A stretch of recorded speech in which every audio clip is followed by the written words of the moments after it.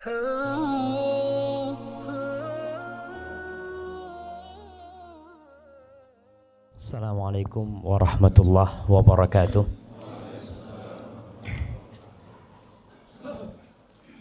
Alhamdulillah alladzi waffaqana li ta'atihi wa arsyadana ila sabili rusydih.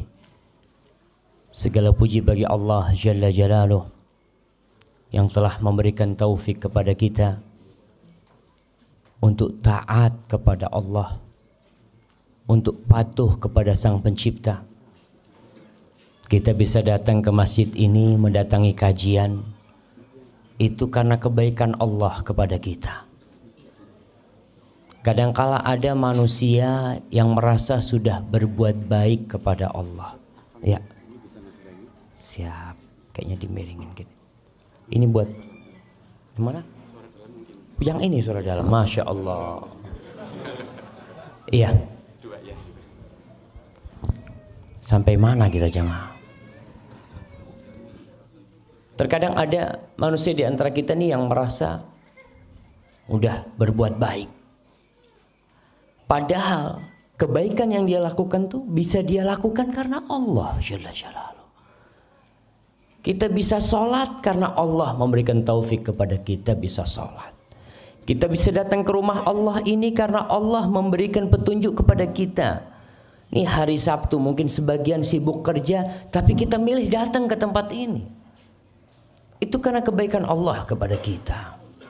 Maka tidak yang pantas untuk dipuja dan dipuji melainkan hanya Allah semata.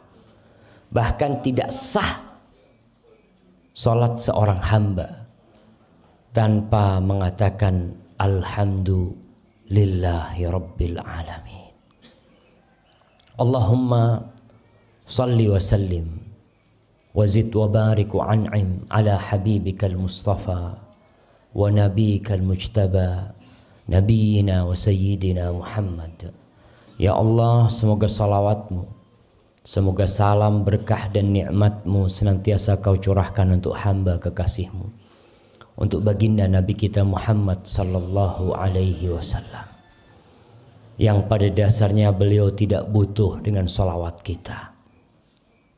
Allah sudah bersalawat kepada beliau. Malaikat-malaikat Allah udah bersalawat kepada beliau. Tapi Allah ingin memberikan kehormatan kepada orang-orang yang beriman, agar mereka banyak-banyak bersalawat kepada Rasul sallallahu alaihi wasallam. Allah berfirman, innallaha wa malaikatahu yusalluna 'alan nabi. Sesungguhnya Allah dan para malaikatnya bersalawat kepada Nabi. Ya ayyuhalladzina amanu sallu 'alaihi wa sallimu taslima. Wahai orang-orang yang beriman, ingat, yang dipanggil hanya yang beriman. Yang tidak beriman silahkan ditutup kupingnya. Karena ini panggilan khusus. Allah tujukan buat hamba-hambanya yang khusus. Itu yang beriman. Apa kata Allah? Sallu alaihi wasallimu taslima. Kalian bersalawat dan bersalamlah kepada Rasul sallallahu alaihi wasallam. Kita seringkali membaca di Al-Quran, ya ayyuhalladzina amanu. Coba saya mau tanya, berapa kali Allah sebutkan ya ayyuhalladzina amanu di Al-Quranul Karim? Saya mau kasih hadiah nih, mumpung ada hadiahnya di sini jamaah. Jamaah, kita ini ngaji, hatam ya, tapi terkadang ngelewat tuh ya ayyuhalladzina. Kalau lewat ya ayyuhalladzina amanu, kata Ibnu Mas'ud radhiyallahu taala anhu, idza sami'ta ya ayyuhalladzina amanu fa'riha sam'ak. Kalau kau mendengar ya ayyuhalladzina amanu, rungokno. Kata seperti itu. Dengarkan. Fa imma khairun tu'mar bihi. Setelah ya ayyuhalladzina amanu itu ada satu dari dua hal. Kebaikan yang engkau dikasih tahu sama Allah agar kau mengamalkannya, atau ancaman dan keburukan yang Allah ingin memperingatkanmu supaya kau nggak kena sama bahaya itu. Maka sekali lagi kalau kita baca Quran pas lewat ya ayyuhalladzina amanu, berhenti. Cari terjemahan. Nih Allah panggil aku nih. Aku nih beriman. Aku yakin bahwasanya Allah panggil aku. Cari buku terjemahan. Kalau nggak punya terjemahan, berangkat ke ustadz, berangkat ke masjid Al-Mina. Datang ustadz nih. Kok Allah panggil aku di sini, ya ayyuhalladzina amanu qu anfusakum wa ahlikum nara. Apa artinya Ustaz? Ternyata wahai orang-orang yang beriman, jagalah dirimu dan keluargamu dari api neraka. Kita tahu selama ini orang tua sibuk menyelamatkan anaknya dari kelaparan. Orang tuanya sibuk menyelamatkan anaknya dari hujan, dari panas. Tapi jarang di antara kita yang menyelamatkan anaknya dari api neraka. Ya ayyuhalladzina amanu. Coba berapa kali Allah sebutkan di Al-Quran. Jadi kalau kita ngaji itu tadarus atau pas Ramadan, kadang-kala orang pada hatamin, pas lewat ya ayyuhalladzina amanu kasih tanda. Ya ayyuhalladzina amanu, halaman sekian. Terus nanti kita cari tahu. Kembali kepada salawat untuk Rasul sallallahu alaihi wasallam. Nabi alaihi salatu wasallam beliau pernah sujud syukur. Sujud syukur. Ditanya Rasulullah SAW, kenapa kau sujud syukur? Kata dia, atani Jibril. Jibril tadi datang kepada aku. Dia memberikan kabar gembira. Anna man shalla alayya salatan sallallahu alaihi biha ashra. Barang siapa yang bersolat satu kali ini buat aku, kata Nabi alaihi salatu wassalam, maka Allah akan bersolawat 10 kali buat dia. Nabi sujud syukur karena ternyata Allah memberikan keutamaan yang besar bagi umatnya yang bersalawat kepada Rasulullah SAW. Maka mulai saat ini ya berusaha waktu-waktu kita isi salawat buat Nabi alaihissalatu wassalam.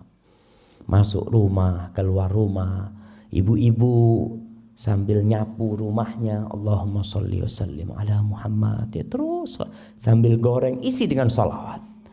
Ada seorang wanita di Jogja, wanita tua.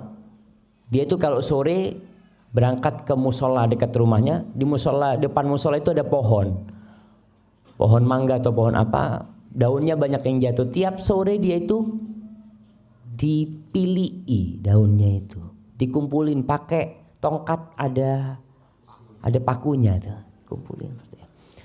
Remaja masjid itu bingung sama ibu tua ini. Ibu ini kok repot-repot, lalu pakai sapu wis mari. Tapi satu-satu dia kumpulin. Besok sorenya sama anak-anak muda tuh disapu semuanya. Ibu tua tuh datang ke masjid. Sudah bersih. Nangis ibu itu. Anak muda bingung, anak remaja masjid, loh, kok malah nangis ibu ini? Kan seharusnya udah alhamdulillah udah ada yang bersihin gitu kan.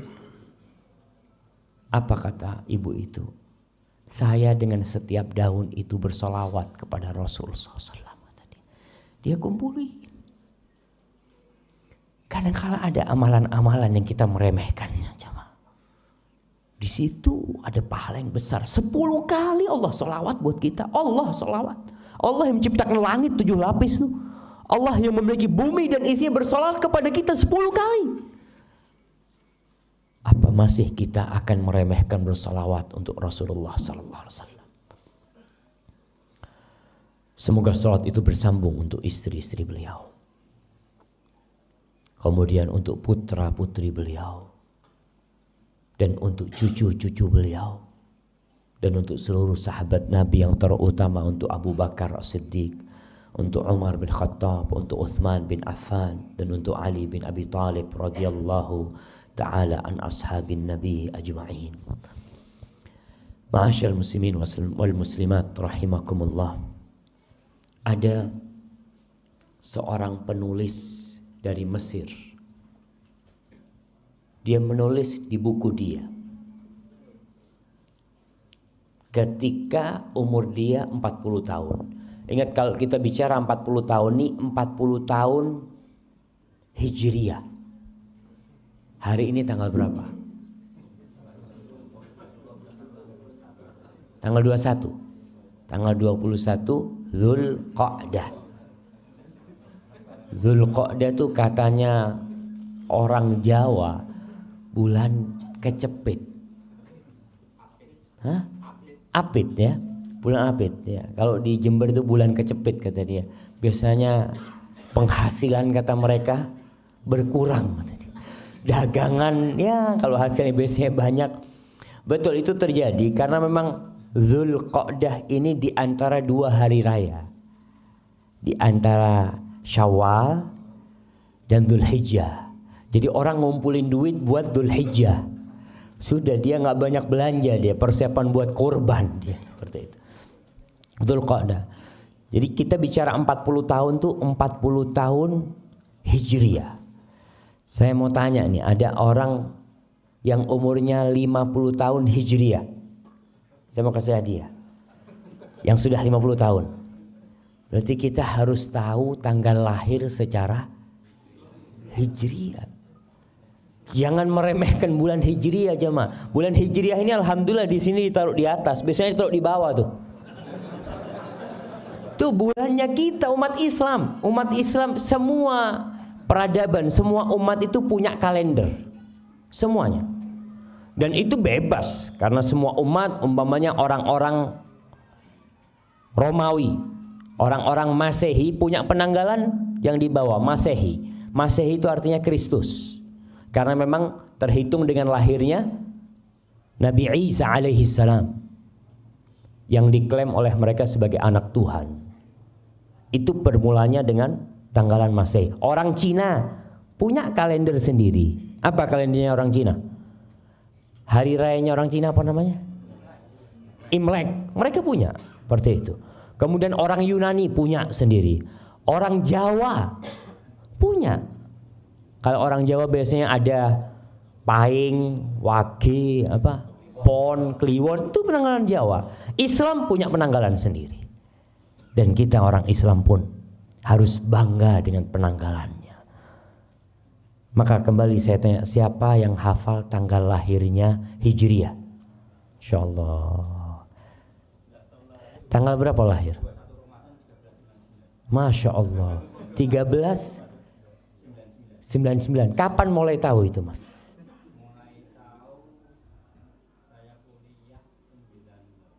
Masya Allah. Barakallahu fikum. Kasih ke beliau. Hadiah. Iya, mana di sini yang tahu tadi? Nah, 1394. Masya Allah. Mulai kapan tahu tanggal lahirnya? Baru 2 tahun yang lalu. Nah, fadhal. Ya kebanyakan kita kan ketika lahiran aktenya itu Masehi.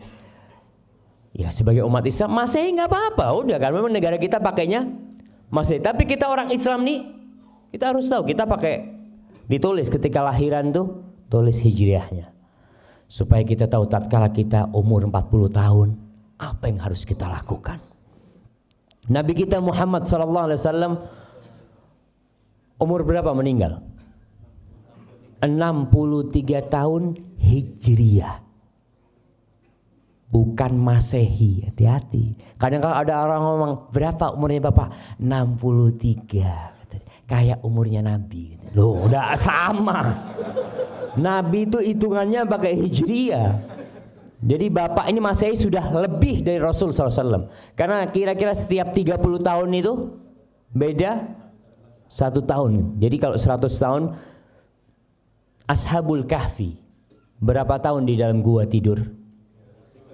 309 tahun pakai bulan Hijriah. Kalau hitungan Masehi mereka 300 tahun. Karena hitungan pakai bulan itu lebih cepat.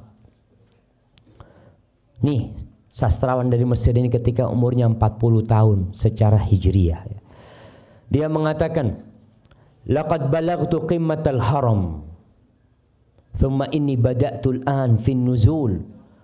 ولا أدري هل سأنزل بهدوء أم تتعثر بي الطريق فأسقط إلى السبع إلى مأواي الأخير إلى القبر. Kata dia, aku sudah sampai puncaknya piramid. Jadi orang umur 40 tahun dia udah sampai puncaknya piramid. Sekarang aku nih sudah mulai turun. Jadi orang kalau sampai puncaknya nggak mungkin naik lagi. Orang sampai puncaknya gunung, sampai situ dia akan turun. Kata dia, aku nggak tahu perjalanan turunku ini akan nyaman atau perjalanan turunku itu akan cepat dan aku masuk ke dalam kuburan. Karena ada orang yang 40 tahun, 41 mati. Nggak nunggu tadi disebutkan 60 tahun. Kemudian dia mengatakan, dia mengingat tentang angan-angan dia. Ketika dia masih kecil ya, dia ingin punya ini, punya itu. Biasa anak-anak kecil kan punya cita-cita. Ketika umur 40 tahun, dia sudah mulai berpikir. Aku sudah mulai berpikir untuk mengumpulkan bekal menuju ke kuburan. Ma'asyiral muslimin rahimakumullah. Umur umat Rasul sallallahu alaihi wasallam sebagaimana disebutkan oleh beliau, a'maru ummati baina sittin wa sab'in. Umur umatku itu antara 60 sampai 70. Wa aqalluhum man yajuzu dzalik. Sedikit yang lewat dari 70 sedikit. Maka saya mau kasih hadiah kepada yang lewat 70 tahun. Masya Allah. Masya Allah kayaknya. Bapak, ini hadiah buat bapak Pak ya. Masya Allah. Fadl kasihkan ke bapak itu. Masya Allah. Berapa? 92 tahun. Tinggal satu jemaah. Wa aqalluhum. Kata Rasulullah SAW, sedikit yang lewat 70 tahun itu sedikit. Alhamdulillah. Kita dibuktikan oleh Allah Subhanahu wa taala ada salah seorang di antara kita yang umurnya lebih dari 70 tahun. Itu nikmat dari Allah Subhanahu wa taala. Karena kata beliau alaihi salatu wassalam, khairun nasi man tala umruhu wa hasuna amaluhu. Sebaik-baiknya manusia adalah yang panjang umurnya dan baik amalannya. Wa syarrun nas man tala umruhu wa sa'a amaluhu. Seburuk-buruknya manusia adalah yang panjang umurnya, buruk amalannya. Kita ini kalau ada orang banyak berbuat dosa, banyak membuat keributan di warga paga sini, apa yang kita lakukan? Kita akan ya Allah, muka-muka cepat mati wong iku ya. Betul. Karena memang orang buruk sekali dia. Bertambah umur dia, bertambah keributan di kampung ini. Tapi ketika dia mati, selesai. Ma'asyiral muslimin rahimakumullah. Sebagian ulama membagi kehidupan manusia itu jadi 3 bagian. 20, 20, 20. 20 itu masa muda. Tambah 20 sampai umur 40 tahun tuh masa kematangan. Matang tuh, kalau buah itu udah matang tuh. Setelah itu sudah masa persiapan untuk mati. Allah Subhanahu wa taala berfirman di surat Al-Ahqaf ayat 15. Jadi nanti dibaca tuh surat Al-Ahqaf ayat 15 berkaitan dengan umur 40 tahun ini. Allah mengatakan hatta idza balagha ashuddahu wa balagha 40 sanah qala rabbi auzi'ni, sehingga tatkala seorang hamba itu sampai puncak kematangan dia, sampai umur 40 tahun, dia berkata, Rabbi auzi'ni, ya Allah bantulah aku ya Allah, an ashkura ni'mataka allati an'amta alayya, agar aku dapat mensyukuri nikmat yang kau berikan kepada aku, wa ala walidai, dan nikmat yang kau berikan kepada kedua orang tuaku, wa an a'mala salihan, dan bantulah kami untuk beramal soleh, wa aslih li fi dzurriyyati, dan perbaiki untukku di keturunanku. Inni tubtu ilaika wa inni minal muslimin. Aku bertobat, aku kembali kepadamu dan aku termasuk orang-orang Islam. Ma'asyiral muslimin, umur 40 tahun adalah umur yang seharusnya orang berpikir lebih panjang lagi. Dia berada di persimpangan jalan terakhir. Persimpangan jalan terakhir ini terakhir. Kalau kau salah pilih jalan, habis. Seakan-akan di depan situ dia jalan ke kanan, jelas menuju ke surga, jalan ke depan menuju ke neraka, jalan ke kiri nggak tahu, nggak jelas. Tapi ada orang yang umur 40 tahun masih bingung mau milih yang mana dia. Sehingga terkadang dia melangkahkan kakinya menuju ke neraka Allah. Na'udzubillahi minan nar. Kata dokter, orang kalau sudah umur 40 tahun makannya nggak pakai mulut, makannya pakai otak. Makannya tuh mulai mikir, ini kolesterol, enggak, ini gula, ini asam urat, enggak lah, anak nasi sama telur asin aja. Iya, mulai dia berpikir, enggak sembarangan dia makan, karena dia tahu organ-organ di tubuhnya tidak seperti ketika dia muda, enggak sama. Ketika umur 25 tahun sate kambing 50 tusuk habis. Umur 40 tahun sate kambing, enggak lah sate ayam aja. Udah mulai dia berpikir. Nah, harus dia berpikir. Karena demi kebaikan dia sendiri. Itu enggak haram, enggak. Tapi dia ingin yang lebih baik buat dirinya. Kemudian dalam urusan agama dia harus bersiap-siap. Sudah lewat tuh 40 tahun Allah kasih umur kepadaku. Apa yang aku lakukan selama ini? Imam Bukhari di dalam kitab sahihnya membuat bab man balagha sittina sanah faqad a'dzarallahu ilaihi fil umr. Bab berkaitan dengan orang yang umurnya 60 tahun tuh Allah telah memberikan uzur kepada dia, memberikan alasan kalau dia enggak bertobat untuk diazab kelak. 40 tahun lewat sampai umur 60 tahun belum tobat-tobat tuh bahaya yang seperti itu. Allah berfirman di surat Fatir ayat 37. Ini Imam Bukhari menyebutkan ayat ini. Wa hum yastarikhuna fiha. Orang-orang yang berada di dalam api neraka itu menjerit, berteriak. Rabbana akhrijna, ya Allah keluarkan kami dari api neraka ini untuk apa? Na'mal salihan ghairal ladzi kunna na'mal. Agar kami bisa beramal soleh tidak seperti amalan yang dulu pernah kami amalkan. Lalu dikatakan kepada orang-orang yang masuk neraka nih, yang diazab di sana, awalam nu'ammirkum ma yatadzakkaru fihi man tadzakkara ja'akumun nadhir. Bukankah kami sudah memberikan umur kepada kalian? Udah ditambah waktunya, udah ditambah kesempatannya, peluangnya. Para jamaah, modal kita dalam hidup ini bukan uang, umur. Kalau masalah uang, orang punya uang 1 triliun, umurnya habis, selesai. Uangnya selesai, ditinggal sama dia. Allah katakan, bukankah kami telah memberikan umur kepada kalian? Tapi sayangnya tidak ingat kecuali orang yang memiliki hati dan mengingat Allah Subhanahu wa taala. Wa ja'akumun nadhir, dan telah datang kepada kalian peringatan. Apa peringatan itu? Disebutkan oleh Abu Hurairah radhiyallahu taala an bahwasanya Ibnu Abbas mentafsirkan an-nadhir, peringatan itu adalah asy-syaib, uban. Antum punya uban? Kalau bercermin ya Allah, udah tua. Itu peringatan. Kenapa Rasul sallallahu alaihi wasallam melarang menyemir uban dengan warna hitam?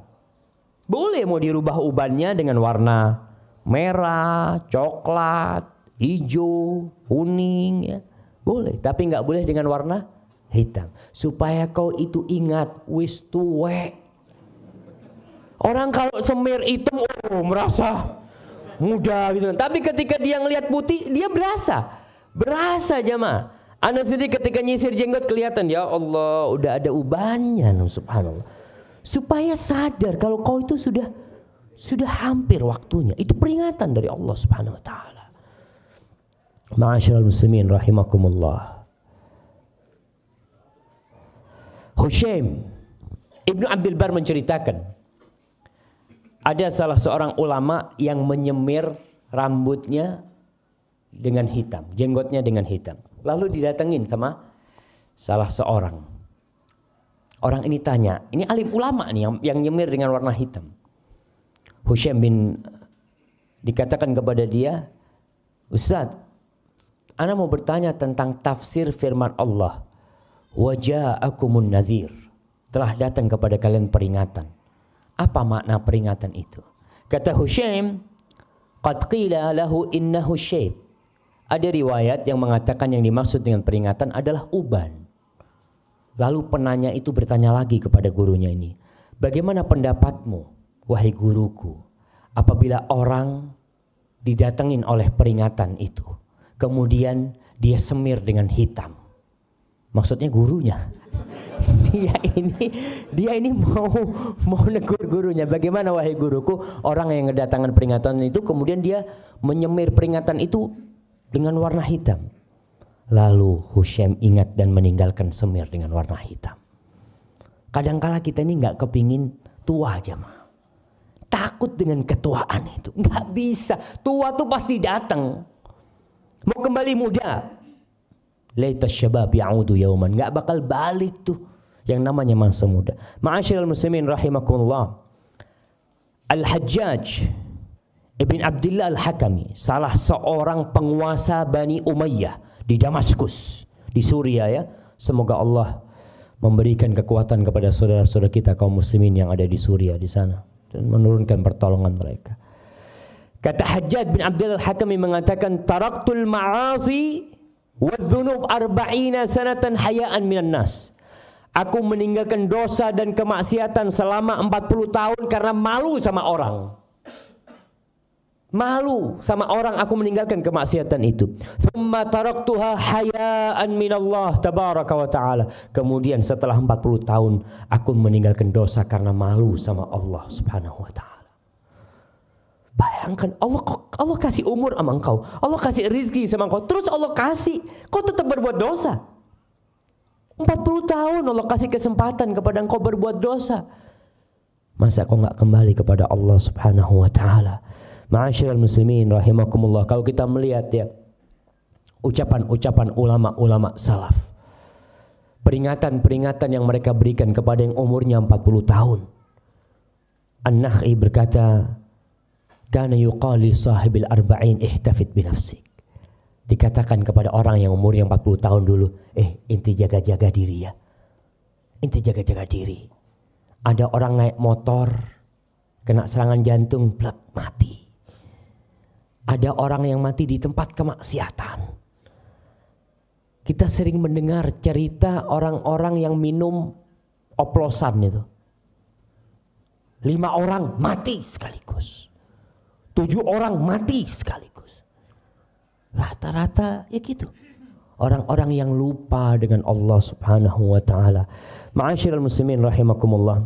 Apa amalan yang perlu dipersiapkan kalau sudah umur 40 tahun? Itu poin yang akan kita bicarakan. Yang belum umur 40 tahun, ya siap-siap mempersiapkan diri. Karena ala bisa karena biasa. Allah subhanahu wa ta'ala berfirman, wa wassaynal insana biwalidayhi ihsana hamalathu ummuhu kurhan wa wada'athu kurhan wa hamluhu wa fisaluhu 30 syahra hatta idza balagha ashuddahu wa balagha 40 sana. Allah menceritakan, kami telah mewasiatkan kepada manusia agar berbuat baik kepada kedua orang tuanya. Kemudian Allah ceritakan tentang peran seorang ibu. Ibu kita tuh mengandung kita selama 9 bulan dalam kondisi lemah ya. Subhanallah. Saya tahu istri saya sudah melahirkan 5 anak. Dan saya tahu persis bagaimana kondisi dia ketika dia hamil ya. Kemudian ketika dia mau melahirkan, Allahu Akbar. Kita harus sadar, kita pun pernah seperti itu di perut ibu kita. Ibu kita susah mengandung kita. Dalam kondisi wanita ini lemah, ditambah dengan beban di perut dia. Kemudian menyusui. Selama 30 bulan hamil dan menyusuinya, kira-kira seperti itu. Kemudian ketika umur 40 tahun, biasanya orang ini sudah mapan hidupnya. Sudah mulai punya istri, mulai punya anak, mulai sibuk dengan pekerjaannya, lupa sama orang tuanya. Lupa. Sebagian orang mengatakan, Ustaz, anak ini udah punya istri, anak ini udah punya anak, kata dia. Nah, kau punya anak, tapi kau harus tahu bahwasanya orang yang paling berhak kau hormati di muka bumi ini adalah orang tuamu, apalagi ibu.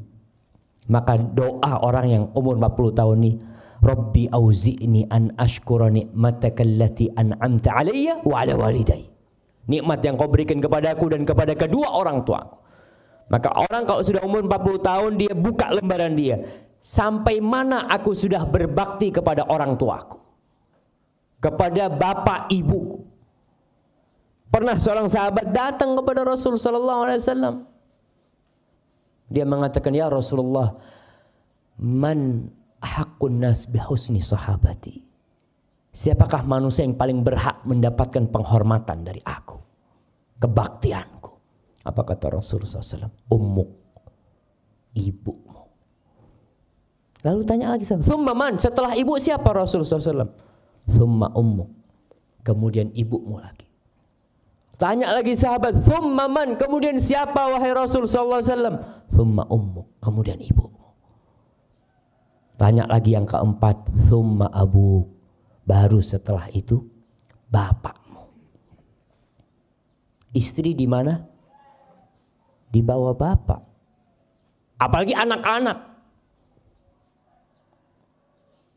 Kalau ada 100 orang yang harus kita hormatin di muka bumi ini, yang pertama ibu, yang kedua ibu, yang ketiga ibu, jamaah.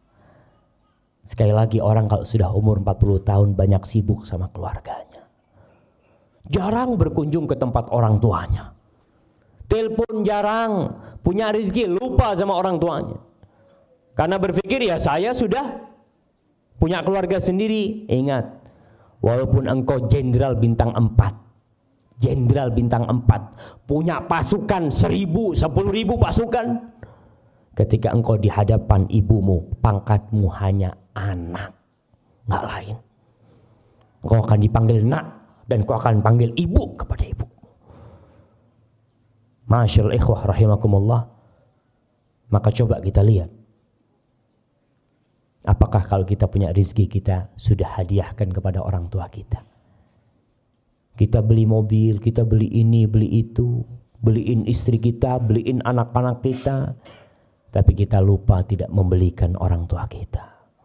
Anak-anak minta beli sesuatu, kita antar, istri kita antar. Ketika ibu, nak ibu kepingin ini nak, oh ya bu, masih belum ada duit. Masyaallah ikhwah. Maka orang yang dekat sama orang tuanya, umpamanya di Paga nih, ada orang-orang yang Masya Allah tinggal satu komplek sama orang tuanya, ketemu sama orang tuanya seminggu sekali.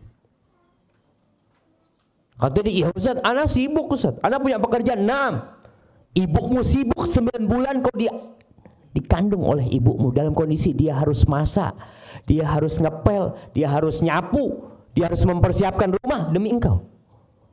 Apakah kau sekarang mengatakan sibuk dengan pekerjaanmu, lupa sama orang tuamu, sama bapakmu? Pernah seorang sahabat nih, udah tua renta, dia datang kepada Rasulullah SAW, mengatakan, ya Rasulullah, ada anak muda yang datang. Anak muda datang kepada Nabi mengatakan, ya Rasulullah, inna abi akhadha mali. Wahai Rasulullah sallallahu alaihi wasallam, bapakku ngambil hartaku. Bapaknya ngambil harta anaknya. Akhirnya kata Rasulullah SAW, panggil bapakmu. Dipanggil bapaknya, udah tua, bapaknya datang. Kita katakan anak kalau sudah umur 40 tahun mulai mapan hidupnya sudah. Datang. Wahai orang tua, nih anakmu melaporkan kau ngambil harta anakmu. Si bapak ngomong, ya Rasulullah, apa enggak boleh aku ngambil harta dia? Apa enggak boleh aku ngambil harta dia ya Rasul? Aku yang membesarkan dia. Aku yang enggak tidur malam demi dia. Aku yang merawat dia, yang ngasih makan dia. Apa enggak boleh ya Rasulullah? Ketika dia sudah besar, ketika dia sudah memiliki harta, enggak boleh bagi aku ngambil harta dia. Tanyakan kepada dia, untuk siapa aku berikan harta dia? Subhanallah. Rasul sallallahu alaihi wasallam mengatakan kepada orang ini, anta wa maluka li abik. Kau, tubuhmu semua ini dan semua hartamu milik bapakmu, milik orang tuamu. Jadi kita terhadap orang tua kita itu jamaah, subhanallah. Mau minta apa orang tua kita kasihkan kalau kita milik. Butuh mobil, fadl pak. Apa kalau butuh mobil? Butuh motor, fadl pak. Kadang kita berpikir, Ustaz, ini kan buat masa depan anak-anak, subhanallah. Anak-anak tuh belum berbuat baik sama kita sama sekali. Tapi orang tua kita yang berbuat baik kepada kita sampai kita jadi orang nih, kita lupa sama dia. Maka yang punya orang tua jauh, kunjungin orang tuanya. Datang kepada mereka. Kita gak akan bisa membalas kebaikan orang tua kita. Ada seorang tabi'in yang menggendong ibunya dari Yaman. Sebagian mengatakan menggendong ibunya dari Khurasan untuk haji. Ketika tawaf dia mengatakan inni ana lahal ba'irul mudhallalu. Aku nih buat ibuku nih adalah kendaraan yang tunduk. Yang selalu dia datang kepada Ibnu Umar radhiyallahu taala anhu, wahai Ibnu Umar, kira-kira aku sudah balas enggak kebaikan ibuku?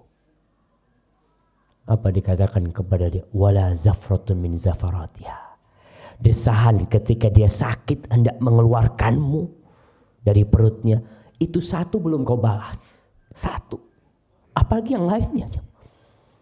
Ada lagi yang datang kepada Umar bin Khattab mengatakan bahwasanya dia merawat ibunya, memandikan ibunya, mengantarkan ibunya ke toilet. Ya selalu dia yang ngerjakan semuanya.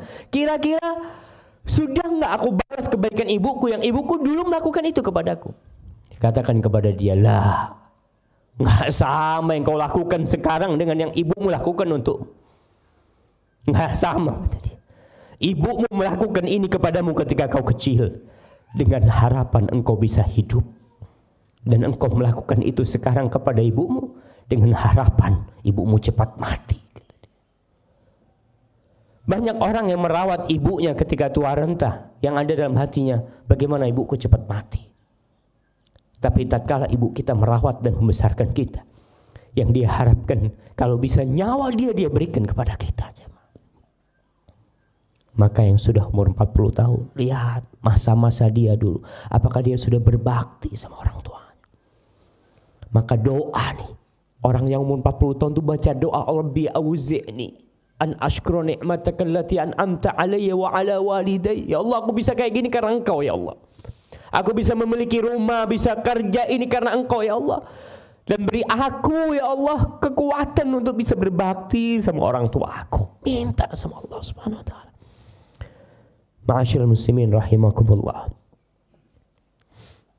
Kemudian yang kita minta kepada Allah, wa an a'mala salihan tardah. Bantu aku ya Allah untuk bisa beramal soleh.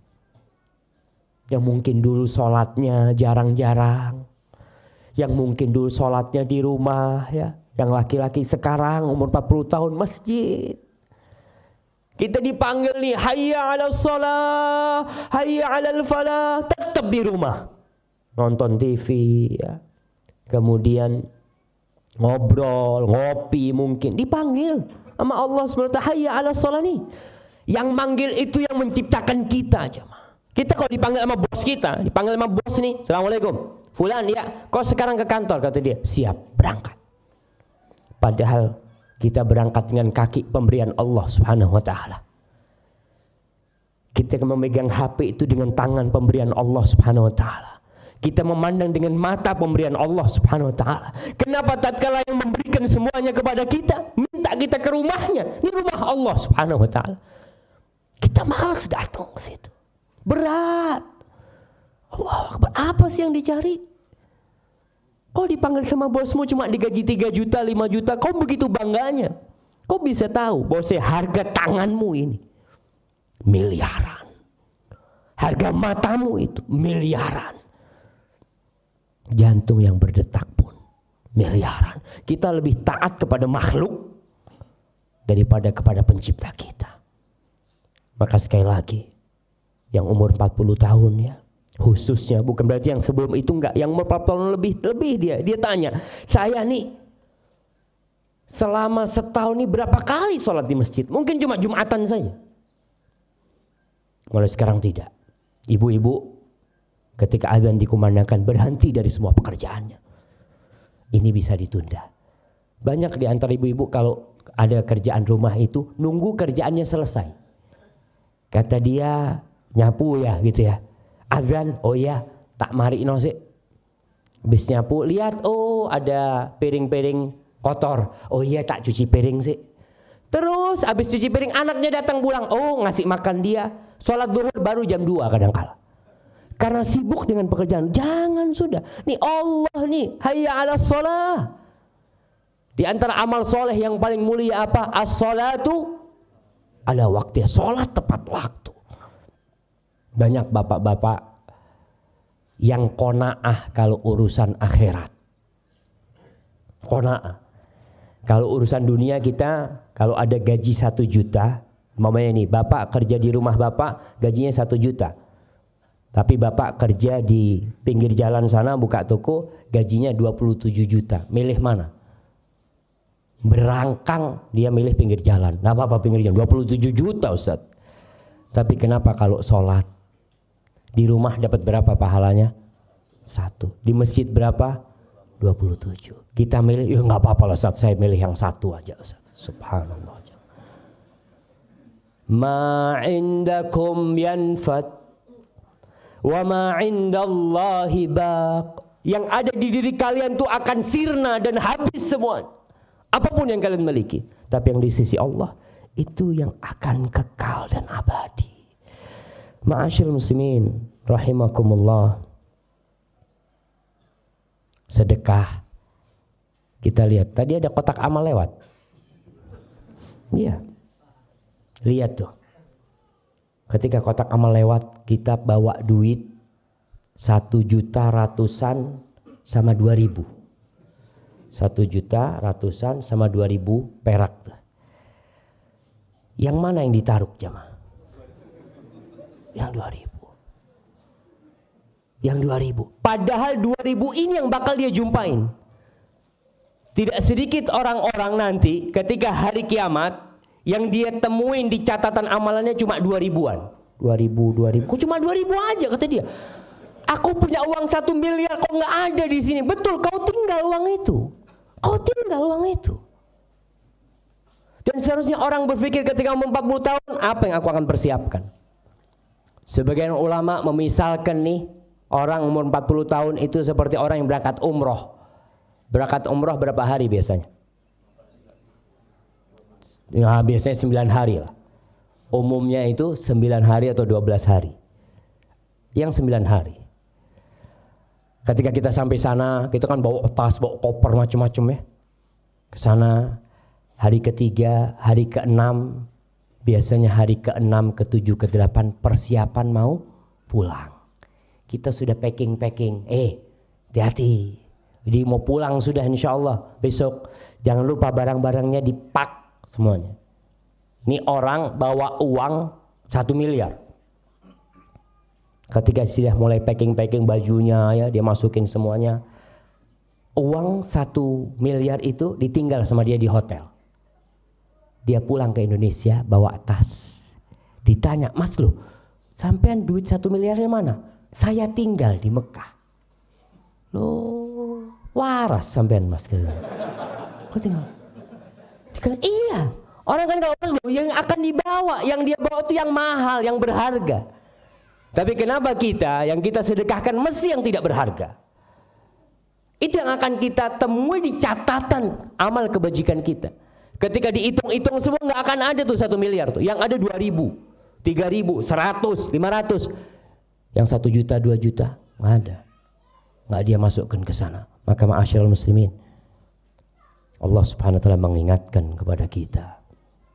La tulhikum amwalukum wala auladukum an dzikrillah. Jangan terlenakan harta kalian dan anak-anak kalian dari zikrullah. Salah satu amalan yang harus dilakukan orang yang umur 40 tahun, sedekah. Banyak-banyak sedekah.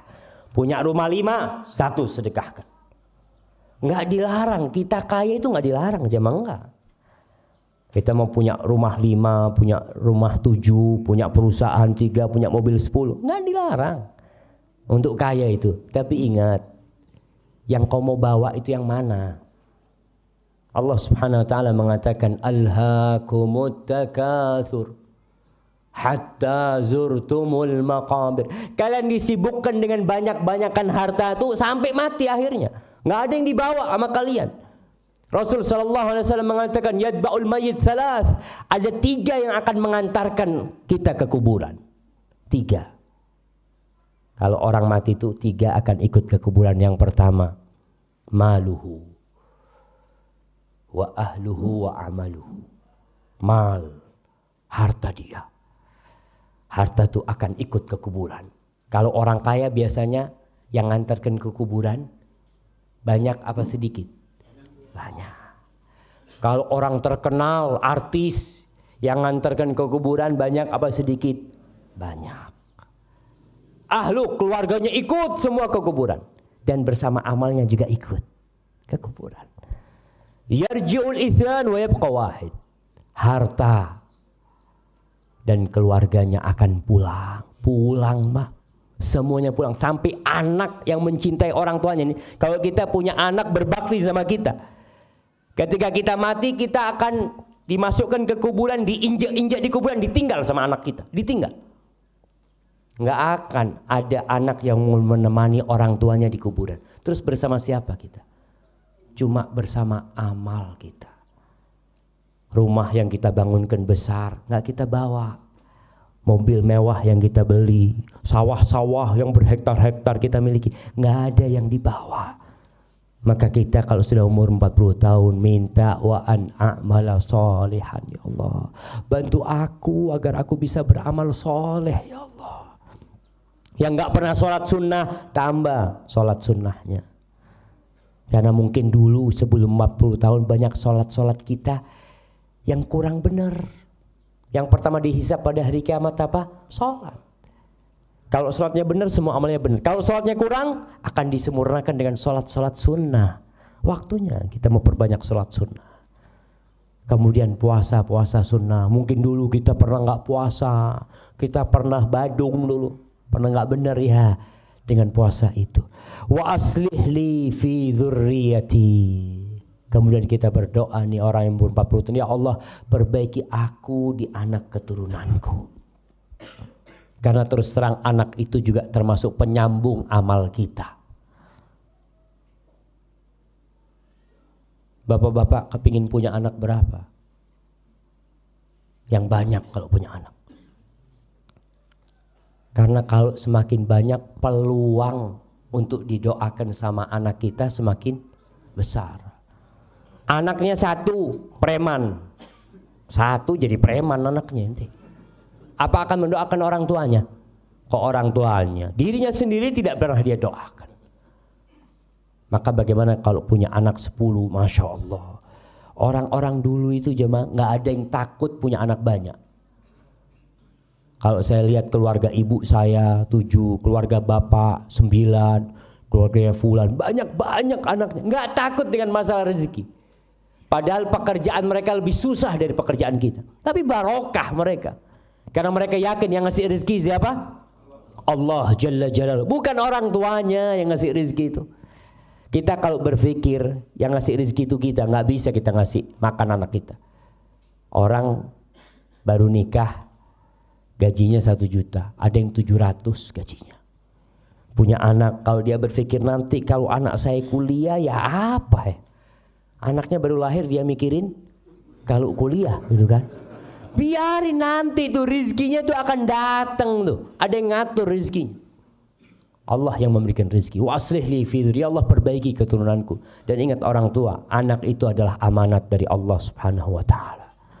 Tadi ayat yang kita bacakan, ya ayyuhalladzina amanu qu anfusakum wa ahlikum nar. Wahai orang-orang yang beriman, jaga diri kalian dan keturunan kalian, keluarga kalian dari api neraka. Banyak orang tua yang anak perempuannya jadi pelacur, naudzubillah min dzalik. Dan biasa dibawa oleh lelaki gonta-ganti ya, lelaki yang membawa dia, dibiarin sama orang tuanya. Bahkan orang tua kalau melihat anak perempuannya di rumah, nak, kok gak ada yang bawa, nak? Subhanallah, subhanallah. Ingat jamaah, kalau kita punya anak yang jadi pelacur umpama, yang jadi preman, dan kita tidak mendidik mereka, jangan harap masuk surga.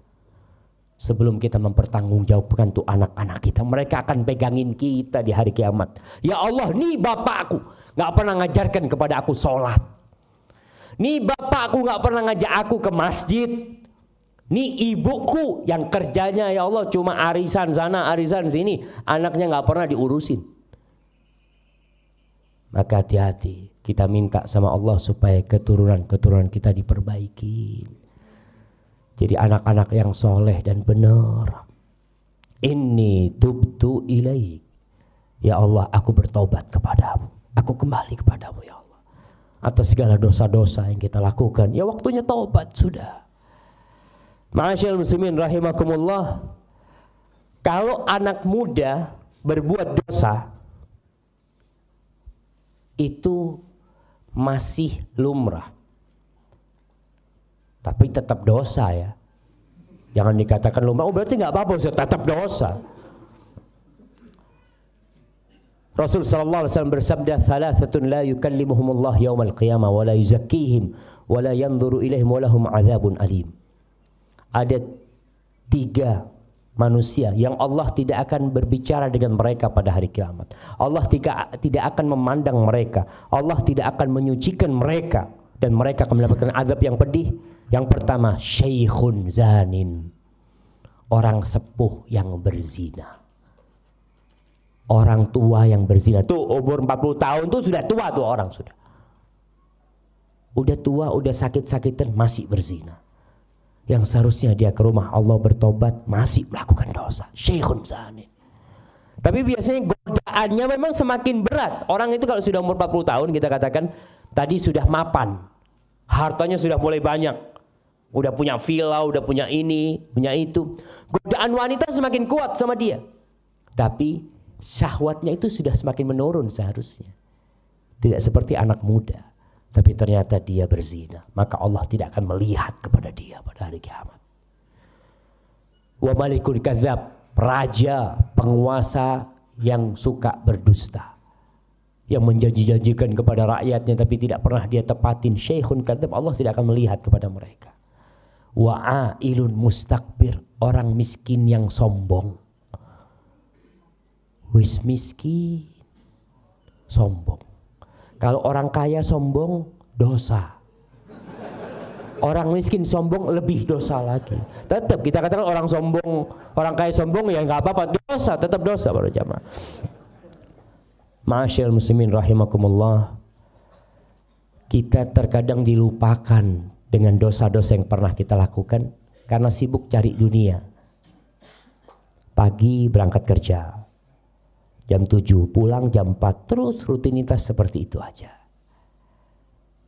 Dia lupa kalau dulu saya pernah berzina, ya Allah. Dulu saya pernah berbuat ini, pernah berbuat ini. Tobat sama Allah SWT. Karena ada orang yang berpikiran kalau dia itu berzina sebelum menikah terus kawin, dosa zinanya gugur. Tidak. Karena orang berpikir ada sekarang nih anak-anak yang menikah karena sudah tabrakan katanya. Karena sudah kecelakaan akhirnya dinikahkan. Dan tidak bertobat kepada Allah SWT. Rumah tangganya kacau, ribut terus. Gara-gara dia lupa nih dosa dia. Dia harus kembali kepada Allah SWT.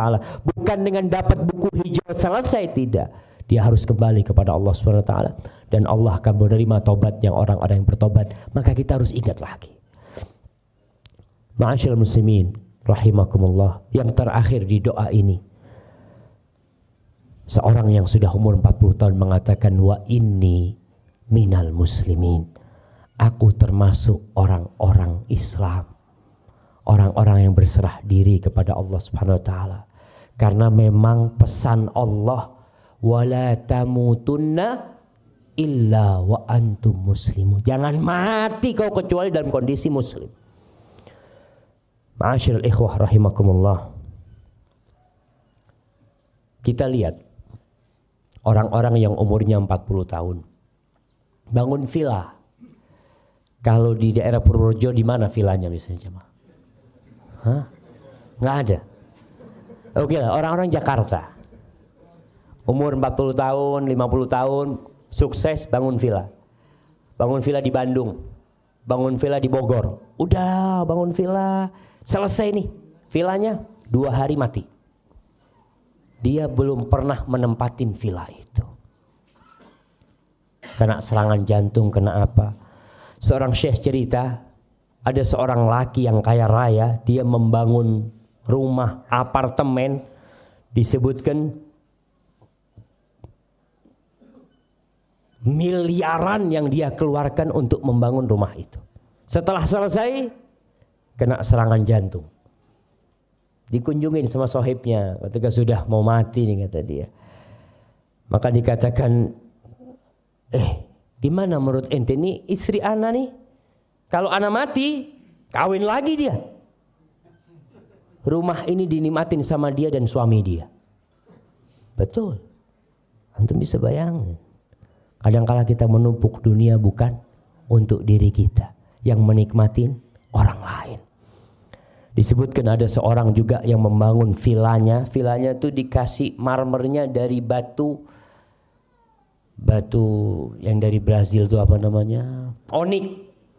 Sekarang kan musim batu akik nih ya. Antum kadangkala orang punya koleksi akik, 100 akik di lemarinya. Ada yang dia bawa mati. Satu pun nggak ada yang dia bawa. Bahkan akan dilepas sama anaknya. Kalau bapaknya mati pakai akik, akan dibiarin sama anaknya. Oh, cok pak eman-eman pak. Pak mati wis kono. Ibunya ketika mati dengan kalung emasnya dan gelang-gelang emasnya, cincin emasnya, apa anaknya tega membiarkan emas? Bukan tega sama ibunya ya. Tega sama emasnya itu dibawa mati ibunya. Nggak akan tega dia. Ya salah siapa? Ibu tidak mensedekahkan. Kalau ibu sedekahkan, ibu akan bawa ke kuburan. Tapi sekarang itu hak kita. Iya, hak ahli waris. Dilepas. Nih, yang Syekh cerita ada seorang membangun villa. Kemudian lantainya itu pakai batu onik. Dikatakan sampai 2,5 tahun dia menghiasi villanya itu. Kurang beberapa hari, udah selesai nih, dia mau datang ke villa itu, mati jamaah. Dan itu realita yang tidak bisa dipungkirin. Apa kita tetap akan menjadi budak-budak dunia? Kunu min abna'il akhirah. Jadilah kalian dari anak-anak akhirat. Karena dunia ini akan hancur lebur. Yang kita bawa itu hanya yang kita sedekahkan dan amal soleh kita. Rasul SAW pernah bertanya kepada para sahabatnya, ayyukum malu warithihi ahabbu ilaihi min malih. Siapa di antara kalian yang harta ahli warisnya lebih dia cintai daripada harta dia? Kata para sahabat, nggak ada Rasul. Semua pasti lebih cinta dengan harta dia sendiri. Masa cinta dengan hartanya orang lain? Dengan harta ahli warisnya. Kata Rasul SAW, malu, hartamu itu ma akaltahu fa'afnait, yang kau makan kemudian habis jadi kotoran. Wa ma labistahu fa'ablat, yang kau pakai kemudian jadi usang. Wa ma anfaqta fa'abqait, dan yang kau sedekahkan kemudian kau simpan. Selain itu adalah hartanya ahli waris. Rumah walaupun sertifikat atas nama kita, perusahaan milik kita, semua sandal yang kita pakai, semua yang milik kita itu akan kita tinggal kecuali yang kita sedekahkan. Ma'asyiral ikhwah rahimakumullah. Sekali lagi, banyak-banyaklah berdoa. Dibaca nih surat Al-Ahqaf ayat 15, dihafalin. Sering-sering kita baca, Rabbi auzi'ni an ashkura ni'mataka allati an'amta alayya wa ala walidayya wa an a'mala salihan tardaha wa aslih li fi dhurriyyati inni tubtu ilaika wa inni minal muslimin. Anaknya diajarin, nak sini nak, doakan bapak nak ya. Bapak ini sudah tua, ajarkan kepada anak kita, nak mintakan ampun buat bapak nak ya. Ajarin sama anak kita. Karena kita ingin anak-anak kita diperbaikin. Banyak orang tua yang lebih berat anaknya tidak sekolah daripada anaknya tidak sholat. Subuh adzan dikumandangkan, anaknya nggak dibangunin. Kenapa? Masih kecil, kata dia. Ya Ustaz, masih kecil Ustaz. Kan belum wajib sholat. Tapi ketika jam 7 diobrak-abrik anaknya suruh sekolah. Apa sekolah wajib? Lebih wajib mana antara sekolah dengan sholat? Sholat. Maka tolong perhatikan yang seperti itu. Hadza wallahu a'lam bishawab. Itu yang bisa kita kaji pada kesempatan kali ini. Dan pada penghujung acara ini saya sampaikan nasihat dari Abu Darda radhiyallahu taala anhu. Istrinya Ummu Darda pernah meminta sesuatu kepada Abu Darda. Ya, namanya perempuan kadang-kala dia minta yang neko-neko. Banyak istri itu mintanya yang macam-macam gitu kan. Akhirnya Abu Darda mengatakan kepada istrinya, tasabbari. Fa inna amamana aqabatan ka'udan la yujawizuha illa akhafun nasi himlan. Kata Abu Darda, wahai istriku, sabar kau. Kalau mungkin keinginanmu, kebutuhanmu tidak bisa aku berikan, sabar kau. Di depan kita ini ada jalan yang susah, yang terjal, yang nggak ada orang bisa melewatin jalan itu kecuali yang bawaannya sedikit. Orang-orang yang bawaannya sedikit insya Allah bisa melewatin seperti itu. Maka dunia ini hanya jembatan untuk menuju kampung akhirat. Tinggalkan semuanya. Kita ketemu nanti di akhirat. Kargukan barang-barang besar ini. Nanti berjumpa kelak di padang mahsyar sana. Berjumpa kelak di timbangan kita. Berjumpa kelak di sirat sampai kelak berjumpa dengan kita di dalam surga Allah Subhanahu wa taala. Hadza wallahu a'lam bishawab. Wa sallallahu ala nabiyyina Muhammad wa ala alihi wa sahbihi wasallam. Barakallahu fikum. Baik.